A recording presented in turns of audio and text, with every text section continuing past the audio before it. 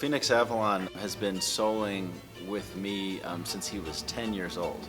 And this is his debut with the Arapahoe Philharmonic on the Shostakovich Violin Concerto, Opus 77 in A minor, which is actually quite a difficult piece.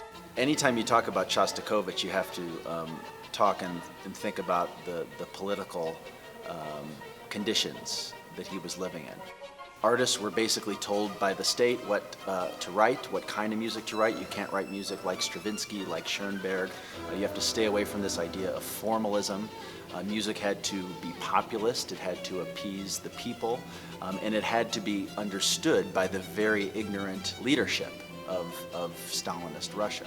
So this violin concerto is sort of what you write when there is no freedom of speech, when you can't say what you want to, when you can't express yourself the way you want to, when artists were essentially stifled. If you were going to express the leadership artistically, you had to do it in a positive light. But in this particular light, Shostakovich, which he would do in other pieces, he pokes fun at the leader, which wasn't allowed. Second of all, he uses his own dum, beam, bum, ba. That's his name spelled out in the German musical notation, Dmitri Shostakovich. And he imposes that over Stalin.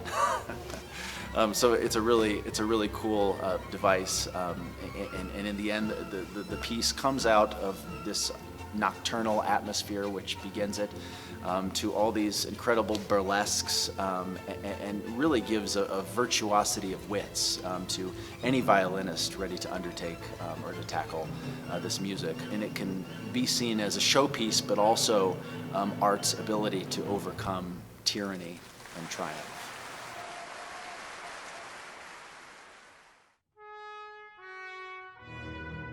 Pictures at an exhibition by Modest Mussorgsky is one of the great masterworks.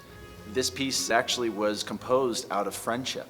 Mussorgsky's friend, the artist Viktor Hartmann, had passed away at the age of 39, very young, and he was a great traveler. He would capture places wherever he went, whether they be Paris, the outskirts of Russia, Italy. When he passed away, another one of their friends made an exhibition with 400 of Viktor Hartmann's works, and the pictures at an exhibition is essentially Mussorgsky promenading through this display of all these amazing works. It's an incredible example of how music can portray art and how the visual and the oral kind of work together and symbolize each other. In my opinion, for this piece, it's the music that really takes the center stage. This features all the sections of the orchestra, especially the brass, and of course the woodwinds have their day. And it's just an amazing piece that really brings people together, and it's an audience favorite.